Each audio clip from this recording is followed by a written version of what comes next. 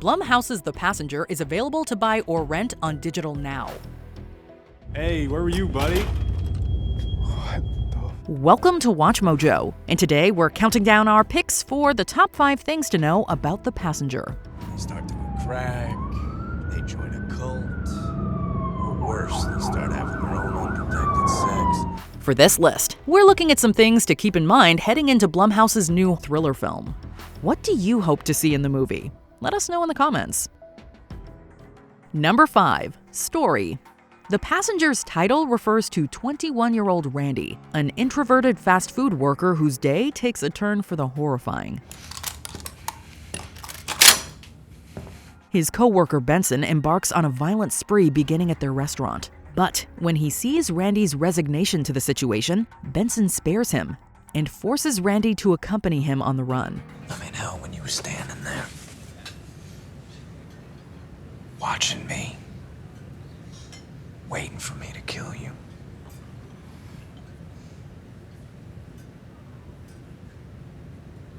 That was the only thing I believed.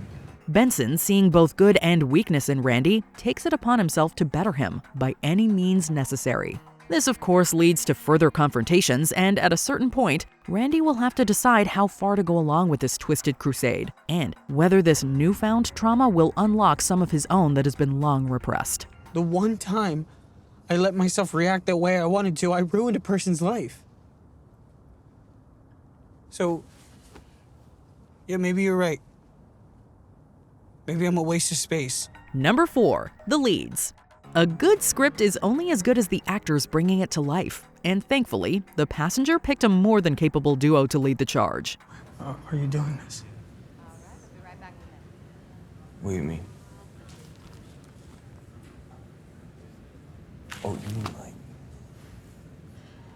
Most recognizable will arguably be Kyle Gallner, who plays Benson in the film. Gallner is no stranger to horror, headlining more than a few movies around the turn of the 2010s, so it should come as no surprise that he brings the same level of intensity needed here. You can't just mess with other people's lives. Oh.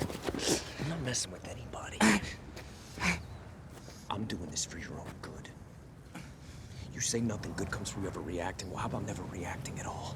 Meanwhile, Johnny Birchtold, who plays Randy, will be a new face to most, but he gives an incredibly memorable performance here, displaying all the nuanced anguish one would expect of the character. I know it doesn't make it any better, but I've felt absolutely terrible about it for a really long time, and if there was some way I could Number 3. Real-life event parallels. As we delve into The Passenger, we're confronted with thought-provoking themes that mirror real-world elements. What are you planning on doing back there, Artie? Please don't do this. While addressing sensitive topics, the movie takes a nuanced approach to explore the complexities of our current reality. Rather than dwelling on gratuitous violence, it uses its narrative to initiate crucial conversations. That guy. You bring him up again and I'll kill you. The film tactfully grounds its events in realism, allowing us to reflect on the implications of our society. Let's explore further how The Passenger navigates these themes and leaves us with much to contemplate. Nancy, you can't. Stop telling me what I can and can't do, Randy. Number 2. Tone. What about me? About you what? What does this have to do with me? Whereas some movies haven't handled such heavy subject matter with the greatest tact, you'll be happy to know that The Passenger does and then some. It's keenly aware of the grave nature of its themes, never glorifying violence or those who commit it. Instead, it rightly establishes itself as a character drama first, allowing the narrative to be driven by their perspectives rather than the other way around. Everyone gets hurt, Randy. Not everyone is ready for it. Just like in real life, the events depicted both start and end with human experience, as it is shaped by and shapes the people involved. He was my little experiment for the day, right, Randy? And he had a few things that he needed to work out, and I was gonna help him with those things. Turns out that you're one of them. Number 1. Themes. Beyond just the stark representation of real-world violence, The Passenger does a terrific job of layering in numerous themes stemming from the human psyche. There's an incident. An incident? Yeah. Well, like a fire? At the heart of Randy's characterization is a childhood incident wherein he inadvertently injured his teacher. As such, he bears a great amount of guilt, which has led to his extreme passiveness in everyday life. You were such a sweet little kid. I was worried that whole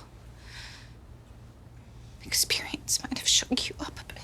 But on the other side of the coin is the theme of agency. Whereas Benson exerts his agency in a wholly destructive manner, Randy must take a cue from him in a sense to reclaim his own if he wants to stop the bloodshed. Do you see what happens when you do nothing? Now, I've spent all day listening to you come up with excuse after excuse for being the sad little person that you are. And now we're gonna do something about it.